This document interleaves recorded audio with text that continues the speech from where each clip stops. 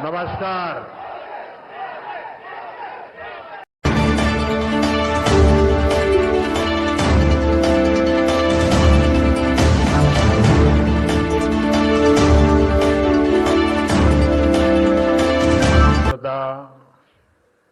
ಆತ್ಮೀಯ ನಾಗರಿಕ ಬಂಧು ಭಗಿನಿಯರೇ, ನಿಮಗೆಲ್ಲ ನನ್ನ ನಮಸ್ಕಾರಗಳು.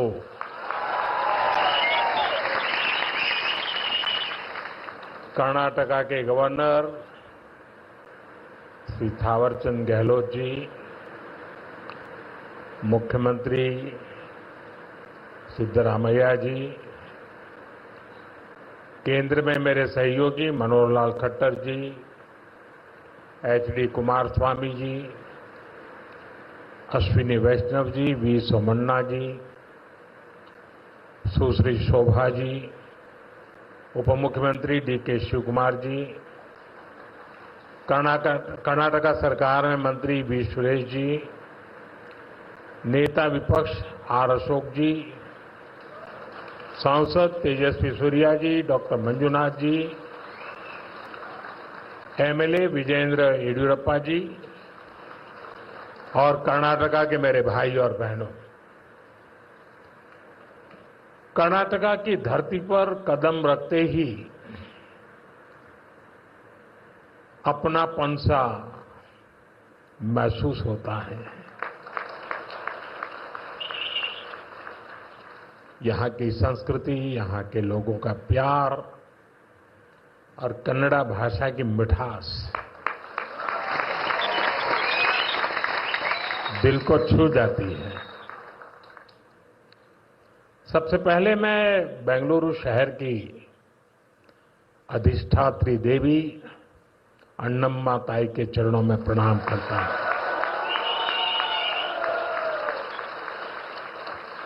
सदियों पहले नाड़ प्रभु केम्पेगौड़ा जी ने बेंगलुरु शहर की नींव रखी थी।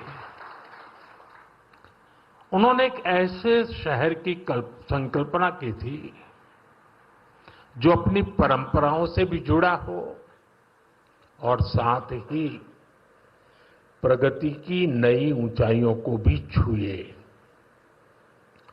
बेंगलुरु ने अपनी उस स्पिरिट को हमेशा जिया, हमेशा उसे सहज कर रखा और आज बेंगलुरु उस सपने को साकार कर रहा है। साथियों, बेंगलुरु को हम एक ऐसे शहर के रूप में उभरता देख रहे हैं जो न्यू इंडिया के राइज का सिंबल बन चुका है। एक ऐसा शहर जिसकी आत्मा में तत्वज्ञान है और जिसके एक्शन में टेक ज्ञान है। एक ऐसा शहर जिसने ग्लोबल आईटी मैप पर भारत का परचम लहराया है। बेंगलुरु की इसी सक्सेस स्टोरी के पीछे अगर कोई है तो वो यहां के लोगों की, आप सबकी मेहनत और आप सबकी टैलेंट है।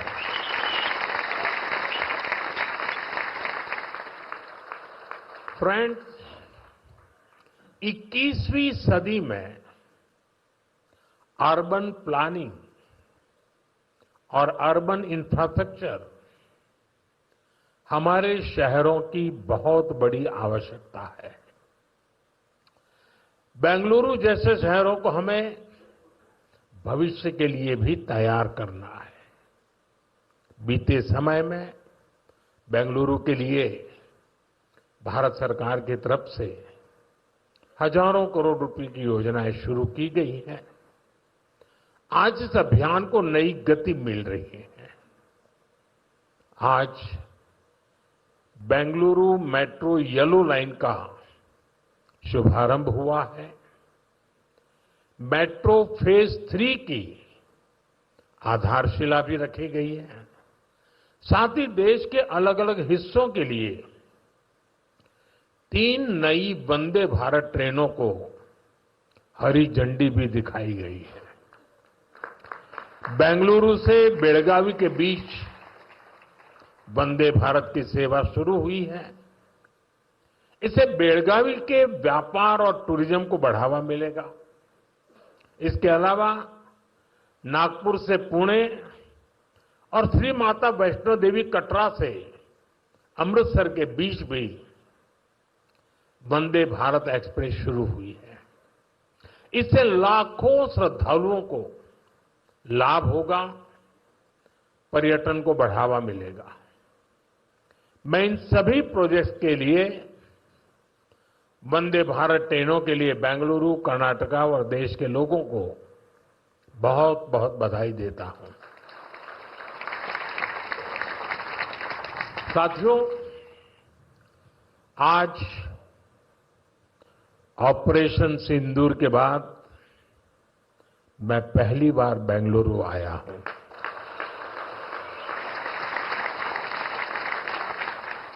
ऑपरेशन सिंदूर में भारतीय सेनाओं की सफलता सीमा पार कई किलोमीटर भीतर आतंकवादी ठिकानों को नेस्त नाबूद करने की ताकत और आतंकवादियों के बचाव में उतरे पाकिस्तान को कुछ ही घंटों में घुटनों पर लाने की हमारी क्षमता पूरी दुनिया ने नए भारत के इस स्वरूप के दर्शन किए हैं।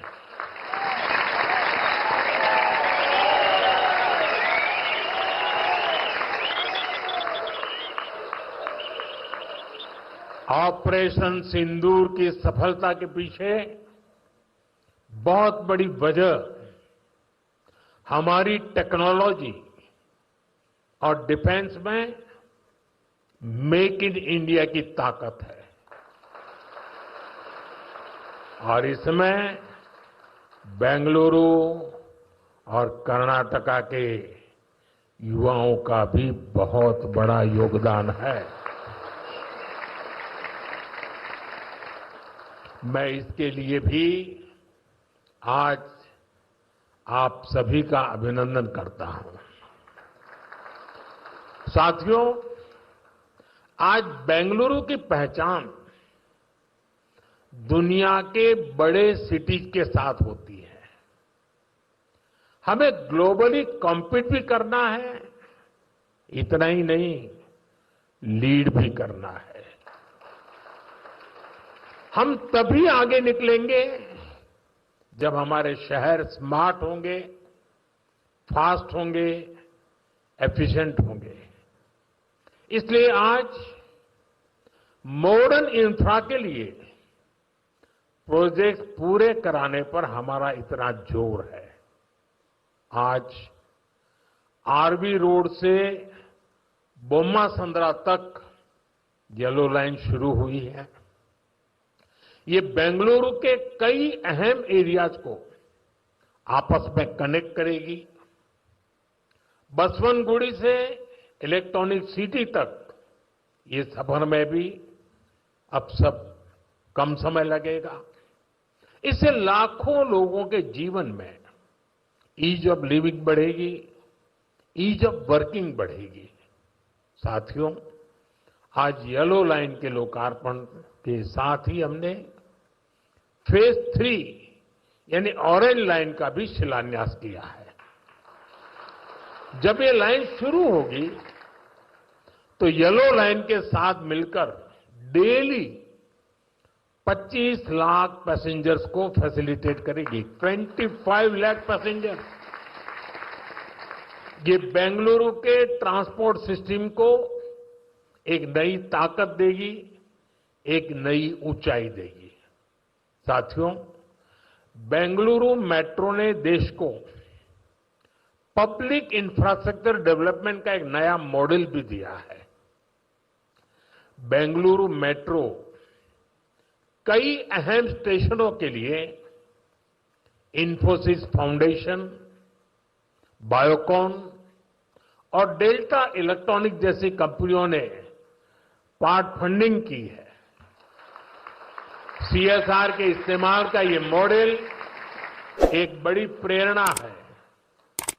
मैं इस अभिनव प्रयास के लिए कॉरपोरेट सेक्टर को बहुत बहुत बधाई देता हूं। साथियों, आज भारत दुनिया की फास्टेस्ट ग्रोइंग मेजर इकोनॉमी है।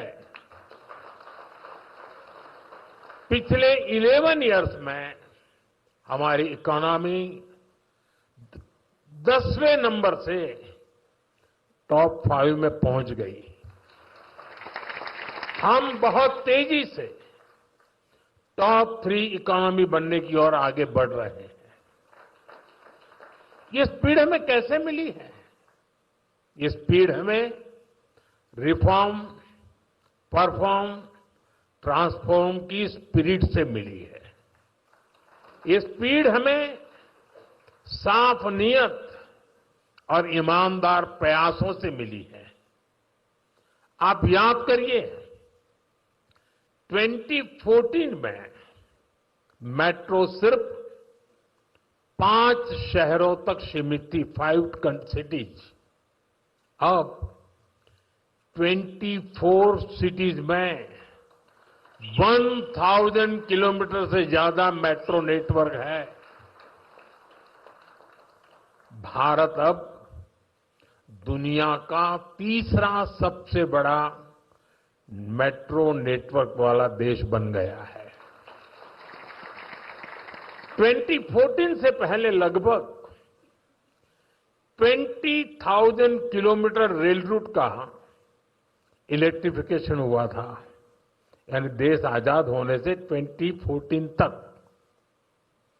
हमने पिछले 11 इयर्स में ही 40,000 किलोमीटर से अधिक रेल रूट पर इलेक्ट्रिफिकेशन किया है।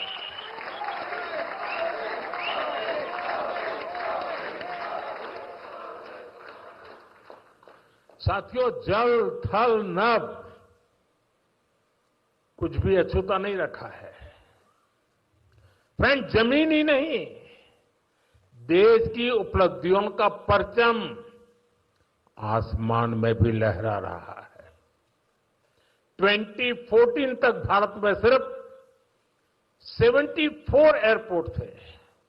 अब इनकी संख्या बढ़कर 160 से ज्यादा हो गई है।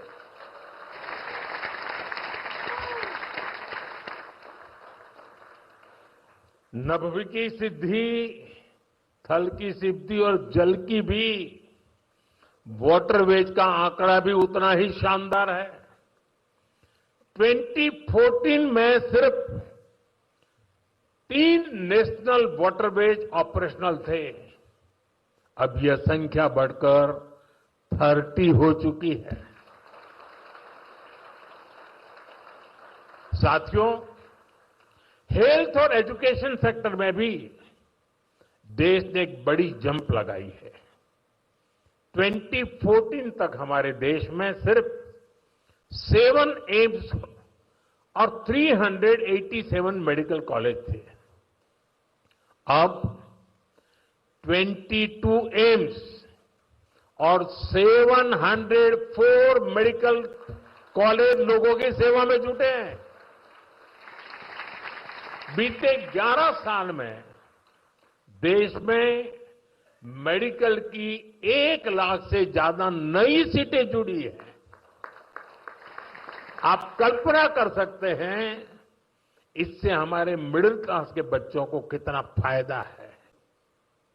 इन 11 वर्षों में आईआईटी की संख्या भी 16 से बढ़कर 23, ट्रिपल आईटीज की संख्या 9 से बढ़कर 25 और आईएम्स की संख्या 13 से बढ़कर 21 हो चुकी है। यानी आज स्टूडेंट्स के लिए हायर एजुकेशन में ज्यादा से ज्यादा मौके बन रहे हैं। साथियों, आज देश जिस गति से आगे बढ़ रहा है, उसी गति से गरीब और वंचित का जीवन भी बदल रहा है। हमने प्रधानमंत्री आवास योजना के तहत 4 करोड़ से अधिक पक्के घर दिए हैं। अब हमारी सरकार 3 करोड़ घर और बनने जा रही है। हमने सिर्फ 11 इयर्स में 12 करोड़ से अधिक टॉयलेट्स बनाए हैं। इससे देश की करोड़ों माताओं बहनों को गरिमा, स्वच्छता और सुरक्षा का अधिकार मिला है। साथियों, देश आज जिस गति से विकास कर रहा है, इसके पीछे हमारी इकोनॉमिक ग्रोथ एक बड़ा फैक्टर है। आप देखिए, 2014 से पहले भारत का टोटल एक्सपोर्ट $468 बिलियन तक पहुंचा था। आज ये $824 बिलियन हो गया है। पहले हम मोबाइल इंपोर्ट करते थे, वहीं अब हम मोबाइल हैंडसेट के टॉप 5 एक्सपोर्टर बन गए हैं। और बेंगलुरु की इसमें बहुत बड़ी भूमिका भी है। 2014 से पहले हमारा इलेक्ट्रॉनिक्स एक्सपोर्ट लगभग $6 बिलियन था। अब ये भी लगभग $38 बिलियन तक पहुंच गया। साथियों, 11 इयर्स पहले तक भारत का ऑटोमोबाइल एक्सपोर्ट लगभग $16 बिलियन था। आज ये 2 गुने से अधिक हो चुका है, डबल हो चुका है। और भारत ऑटोमोबाइल का 4था सबसे बड़ा एक्सपोर्टर बन गया है। ये उपलब्धियां आत्मनिर्भर भारत के हमारे संकल्प को मजबूती देती है। हम मिलकर आगे बढ़ेंगे और देश को विकसित बनाएंगे। साथियों, विकसित भारत न्यू इंडिया की ये यात्रा डिजिटल इंडिया के साथ कदम से कदम मिलाकर पूरी होगी। आज हम देख रहे हैं, इंडिया एआई मिशन जैसी योजनाओं से भारत ग्लोबल एआई लीडरशिप की दिशा में आगे बढ़ रहा है। सेमीकंडक्टर मिशन भी अब स्पीड पकड़ रहा है। भारत को जल्द ही मेड इन इंडिया चिप मिलने जा रही है। आज Bharat low cost, high tech space mission का ग्लोबल उदाहरण बन गया है। यानी फ्यूचरिस्टिक टेक्नोलॉजी से जुड़ी जो भी संभावनाएं हैं, भारत उन सब में आगे बढ़ रहा है। और भारत के इस एडवांसमेंट की सबसे खास बात है एम्पावरमेंट ऑफ पुअर। आप देखिए, आज देश में डिजिटाइजेशन का दायरा गांव-गांव तक पहुंच चुका है। यूपीआई के जरिए दुनिया का 50% से ज्यादा रियल टाइम ट्रांजैक्शन भारत में हो रहा है। दुनिया का 50%। टेक्नोलॉजी की मदद से हम सरकार और नागरिकों के बीच की दूरी कम कर रहे हैं। आज देश में 2200 से ज्यादा सरकारी सेवाएं मोबाइल पर उपलब्ध है। उमंग ऐप से आम नागरिक घर बैठे सरकारी काम निपटा रहा है। डिजी लॉकर से सरकारी प्रमाण पत्रों का झंझट खत्म हुआ है। अब हम एआई पावर्ड थ्रेट डिटेक्शन जैसी टेक्नोलॉजीज में भी निवेश कर रहे हैं। हमारा प्रयास है कि देश में डिजिटल रिवॉल्यूशन का फायदा समाज के आखिरी व्यक्ति तक पहुंचे और इस प्रयास में बेंगलुरु पूरी सक्रियता से काम कर रहा है।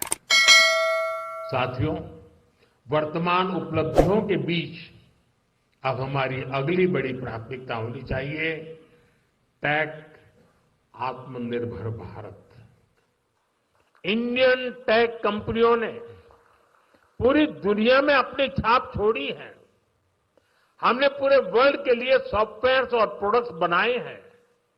अब समय है हम भारत की जरूरतों को और ज्यादा प्रायोरिटी दें। हमें नए प्रोडक्ट्स डेवलप करने में और तेजी से आगे बढ़ना है। आज हर डोमेन में सॉफ्टवेयर और ऐप्स का इस्तेमाल हो रहा है। इसमें भारत नई ऊंचाई पर पहुंचे, ये बहुत जरूरी है। जो इमर्जिंग फील्ड्स है, हमें उनमें भी लीड लेने के लिए काम करना होगा। हमें मेक इन इंडिया में मैन्युफैक्चरिंग सेक्टर में भी बेंगलुरु और कर्नाटका की प्रेजेंस को और मजबूत करना है।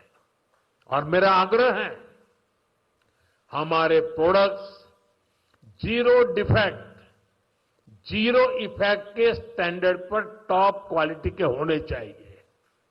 यानी बिना डिफेक्ट वाले प्रोडक्ट हो और उन्हें बनाने का नेगेटिव इफेक्ट पर्यावरण पर भी न पड़े। मेरी अपेक्षा है कर्नाटका का टैलेंट आत्मनिर्भर भारत के इस विजन को लीड करे। साथियों, केंद्र सरकार हो या राज्य सरकार, हम सभी जनता की सेवा के लिए हैं। हमें देशवासियों की बेहतरी के लिए साथ मिलकर कदम उठाने हैं।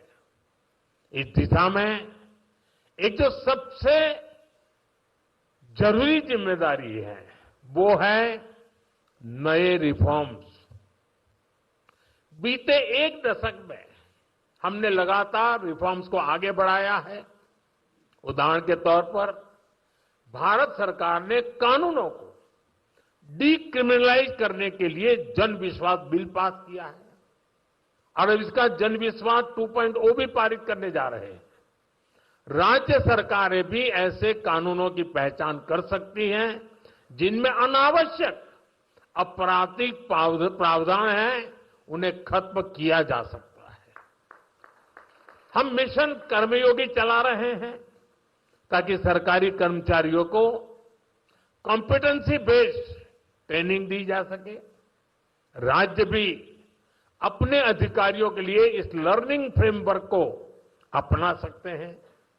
हमने एस्पिरेशनल डिस्ट्रिक्ट प्रोग्राम और एस्पिरेशनल ब्लॉक प्रोग्राम पर बहुत जोर दिया है।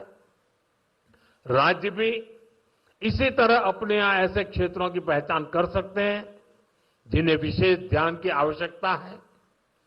हमें राज्य सरकार के स्तर पर भी नए रिफॉर्म्स को लगातार पुश करना चाहिए। मुझे विश्वास है हमारे ये साझे प्रयास कर्नाटका को विकास की नई ऊंचाई पर ले जाएंगे। हम साथ मिलकर विकसित भारत के संकल्प को पूरा करेंगे। इसी भाव के साथ मैं एक बार फिर आप सभी को इन डेवलपमेंट प्रोजेक्ट की बहुत बहुत बधाई देता हूं। बहुत बहुत धन्यवाद।